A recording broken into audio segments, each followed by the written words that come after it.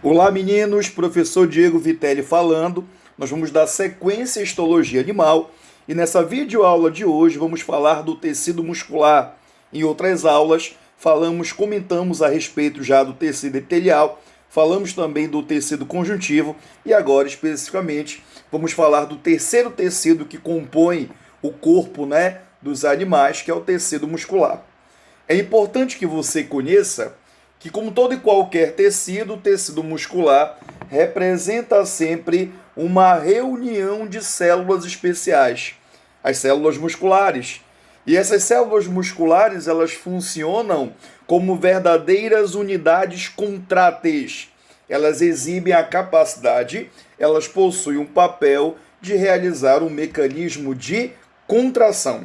Quer ver só como isso é verdadeiro? Analisa comigo essa fibra muscular lisa, não contraída, como é que ela é. E quando há contração, veja como essa fibra fica. Observa que essa fibra ela é enrolada em um conjunto de fios, como se fossem barbantes. Na sequência dos slides, nós vamos ver que esses fios, esses barbantes, representam proteínas contráteis. Essas proteínas são chamadas de actina e miosina. Veja o que é um músculo não contraído e verifica muito bem o que representa um músculo contraído. Veja como há uma redução da superfície dele. Veja como há uma redução do volume dele quando há contração. E quem promove essa redução de superfície é justamente as proteínas contráteis, é justamente a actina e miosina. Entenda que essas unidades contráteis, as células musculares enquanto unidades contráteis, elas são fundamentais porque vão atuar no sentido de garantir o nosso movimento, que você possa caminhar, que você possa correr, que você possa saltar. O simples movimentar das tuas pálpebras depende do tecido muscular. O batimento cardíaco ele é dependente do tecido muscular que forma o coração. Então veja que o tecido muscular ele é extremamente importante para o nosso corpo, porque além de garantir o movimento do nosso corpo, ele também permite que os nossos órgãos possam realizar funções extremamente importantes. Então, tecido muscular, atenção, 301, 302. O tecido muscular, portanto, ele é formado por uma reunião de células especiais que funcionam como verdadeiras unidades contráteis. Fazem contração de acordo com o que você vê na imagem, de acordo com o que você observa na imagem. E com essa contração, eu terei movimento. Eu terei o movimento do meu corpo. Eu terei o movimento dos meus órgãos. Antes que possamos avançar para características mais específicas do tecido muscular, eu preciso que você tome bastante cuidado com algumas nomenclaturas específicas que aparecem nesse tecido. Observa muito bem que as células musculares neste tecido são chamadas de fibras musculares. Fibra muscular é a mesma coisa que célula muscular. A membrana plasmática da célula muscular ela é conhecida como sarcolema, uma alusão a plasmalema, que é sinônimo de membrana plasmática. Observa que essa organela, conhecida como retículo endoplasmático, que atua na síntese proteica, é uma via de intercâmbio de substâncias químicas entre o meio intra e o meio extracelular. Observa que aqui é chamado de retículo sarcoplasmático. E verifica também a atenção 301, 302. Verifica também que as mitocôndrias no tecido muscular, elas são conhecidas como sarcossomas. Nós vamos ver que esse tecido é um tecido de grande exigência metabólica. É um tecido que precisa de muito ATP. Tanto a contração como o relaxamento muscular são completamente dependentes de ATP. Lembra que você viu no primeiro ano que esse ATP ele é sempre sinônimo de energia. Então, para que ocorra a contração do jeito que você viu na imagem anterior, assim como também para que ocorra o relaxamento, eu preciso de ATP. E quem fornece esse ATP são as mitocôndrias, também conhecidas como sarcossomas. Muito bem, dito isso, vamos avançar. Nesse tópico de número 3, você observa a classificação do tecido muscular. Você vai perceber que o tecido muscular ele é organizado em 3 categorias. O tecido muscular estriado esquelético, o tecido muscular estriado cardíaco e o tecido muscular liso, também chamado de tecido muscular não estriado. Nós vamos começar 301, 302. Nós vamos começar pelo estriado esquelético. Ele é chamado de esquelético, atenção, veja, que ele é conhecido como esquelético porque ele envolve os nossos ossos. É o músculo que envolve os nossos ossos. E ele é chamado de estriado por conta do que você vê bem aqui, ó, na imagem. Repara que ele possui um conjunto de faixas claras. E veja também que ele tem faixas escuras. Quando você observa ao microscópio, ele tem um conjunto de faixas claras e escuras alternadas. Observa as principais características que você tem que tomar cuidado em relação ao estriado esquelético. Atenção! Veja que as células que compõem esse tecido são perfeitamente cilíndricas. Elas não assumem um aspecto esférico, como normalmente conhecemos. Observa que essas células também, elas são plurinucleadas. Elas são formadas, cada célula será formada por vários núcleos. Observa também a presença das estrias transversais. Por isso que ele é chamado de estriado, porque ele tem as faixas escuras e faixas claras alternadas. Ele é todo estriado, ele tem faixas claras e escuras alternadas. Meninos, toda vez que você perceber que o tecido, atenção, toda vez que você notar que o tecido ele é um estriado, vou logo lhe dar uma dica, 301, 302. Todo tecido estriado é um tecido que tem uma grande concentração de actina e miosina. Lembra que eu comentei com você que a actina e a miosina são as proteínas contráteis? Então, se a actina e a miosina são responsáveis direto pelo mecanismo de contração, se tem muita actina e muita miosina, eu vou perceber sempre o quê? Uma contração rápida, uma contração forte. Atenção! A contração será rápida, a contração será forte pela grande concentração de actina e miosina. Além disso, veja que o estriado esquelético, veja que o músculo que envolve os nossos ossos é completamente voluntário. Ou seja, meninos, quando eu digo para você que ele é um músculo voluntário, quer dizer que você coordena diretamente. Você é capaz de coordenar diretamente a ação desse músculo. Veja que é um músculo que atua no teu movimento corpóreo. Veja que é um músculo que sustenta as tuas vísceras, os teus órgãos viscerais, coração, fígado, rins, tudo bem? E veja também que o músculo estriado esquelético é o músculo responsável pelas nossas expressões faciais. Ele atua de uma forma direta, garantindo a tua expressão de tristeza, de espanto, de euforia, tudo bem? Então, ele é o responsável direto pelo teu movimento corpóreo, pela sustentação de vísceras e pelas suas expressões faciais. Dito isso, temos aqui o tópico de número 4. Na sequência, nós vamos ver o segundo tipo de tecido muscular, mas o tópico de número 4 ele é importante, antes que possamos avançar, para você perceber realmente a organização do músculo. Observa muito bem que o todo que você vê na imagem é um corte, como se fosse um corte em pizza de um músculo. E veja que esse músculo ele é organizado da seguinte maneira. Veja que há um menor elemento, veja que há um menor elemento compondo esse músculo. O menor elemento, a menor porção que forma o músculo, a gente chama de fibra muscular. A fibra muscular é a célula muscular, é o menor elemento que vai formar o músculo.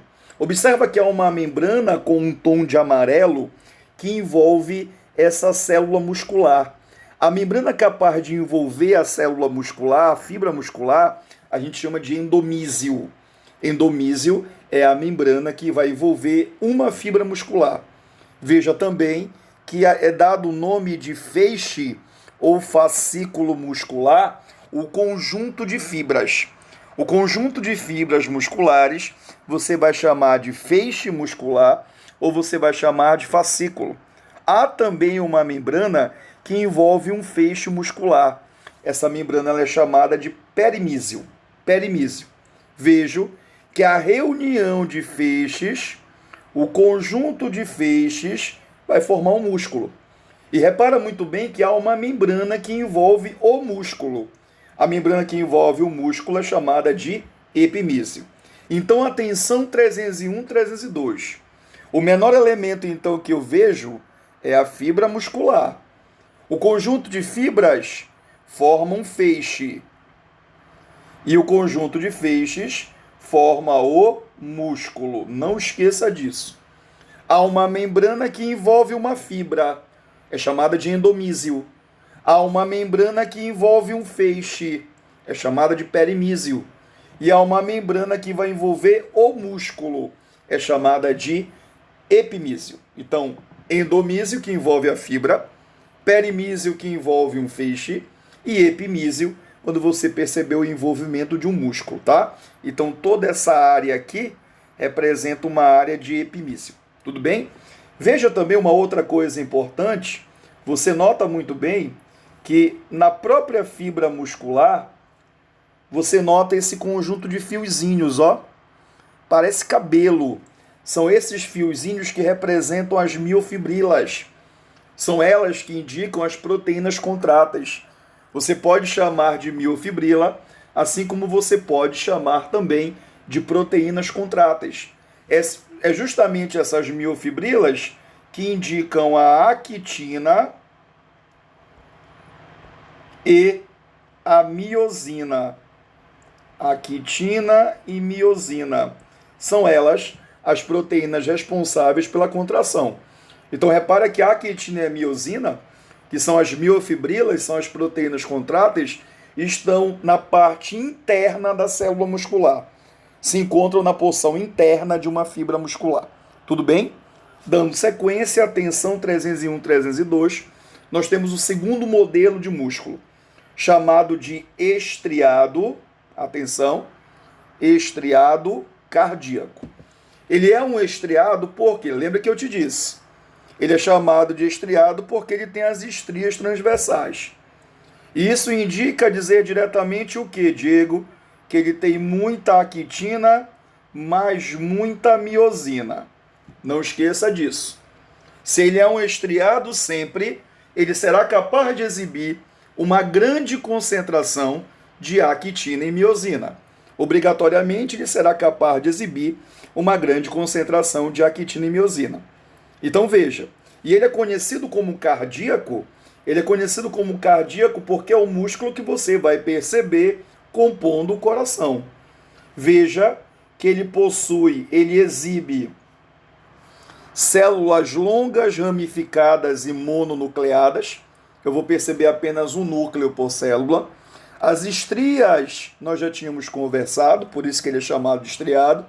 Como ele tem muita actina e muita miosina, a contração dele vai ser forte.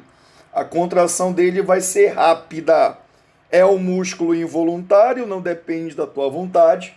E o batimento cardíaco sempre vai ocorrer em um ritmo perfeito. Lembra que o batimento que o coração imprime não basta ser forte e rápido. O coração ele sempre bate, ele sempre pulsa em um ritmo perfeito.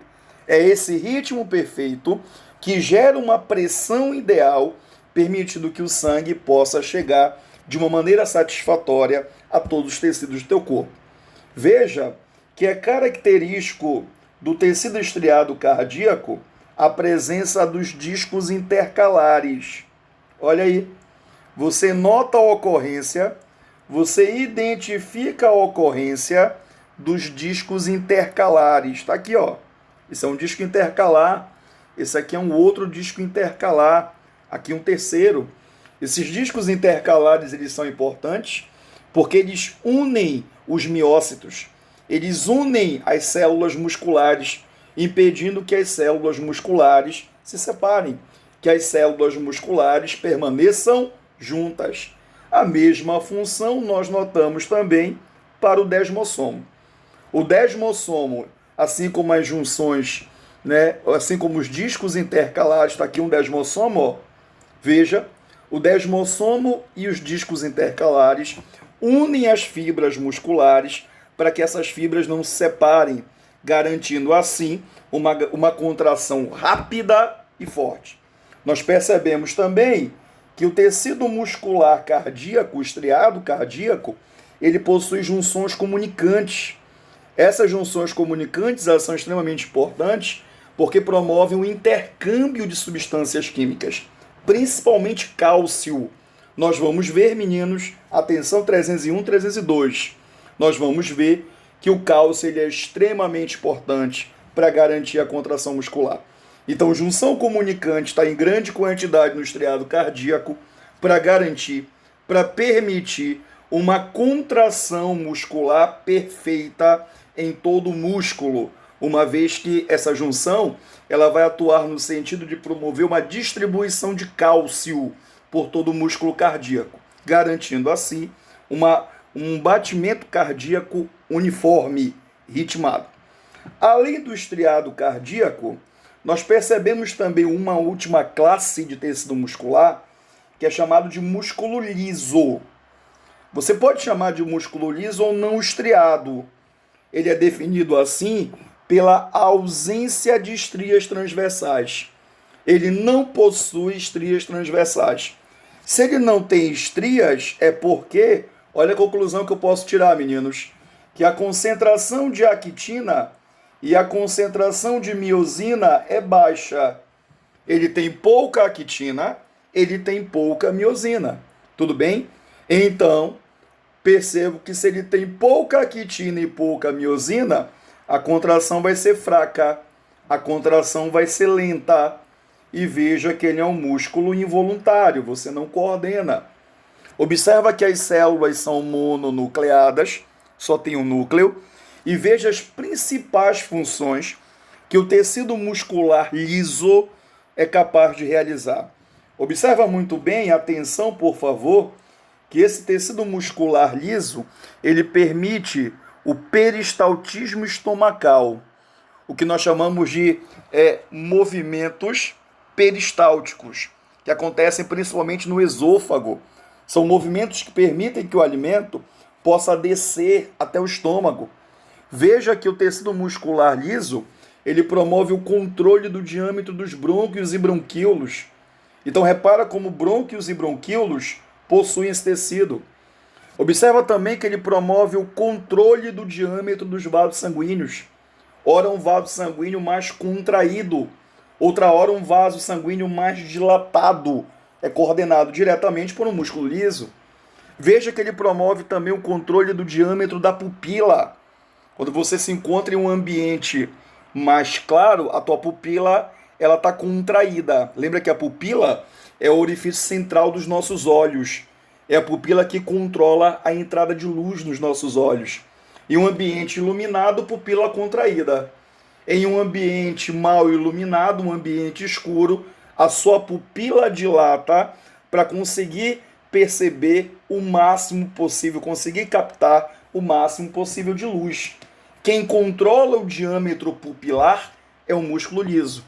Veja também que o músculo liso, ele promove contrações da vesícula biliar lá no fígado para que ocorra a liberação de bile para o intestino. Observa a importância, verifica muito bem a importância desse músculo. Olha como ele atua em diversas áreas. Ele atua no esôfago, nos brônquios, nos bronquíolos, nos vasos, atua na pupila, ele atua também na vesícula biliar. Veja ainda que ele promove as contrações do útero no momento do parto. Então, por exemplo, você percebe que a criança vai sair, o feto será capaz de sair pela ação de um órgão muscular, o útero. O útero é um órgão muscular que tem a habilidade de se contrair. Quando ele contrai, ele permite a eliminação do feto, caracterizando assim um parto normal. E veja também que o músculo liso ele está presente na bexiga urinária. A bexiga urinária ela é uma bolsa que promove o armazenamento temporário da urina. Quando essa bolsa alcança a sua capacidade máxima em urina, ela se contrai, permitindo assim a eliminação desse fluido para o ambiente externo. Então veja como esse músculo também é extremamente importante para o nosso corpo. Dito isso, meninos, nós vamos encerrar essa videoaula nessa parte e na próxima videoaula vamos ver a sequência do tecido muscular para que você possa compreender os mecanismos, envolvidos no processo de contração muscular e os agentes que permitem essa contração muscular. Além disso, nós vamos falar também do que ocorre durante um processo de cãibra, o que seria uma cãibra, qual é o processo metabólico envolvido na cãibra que te permite dor, que te permite fadiga muscular. Mas isso nós vamos deixar para a próxima videoaula. Até lá!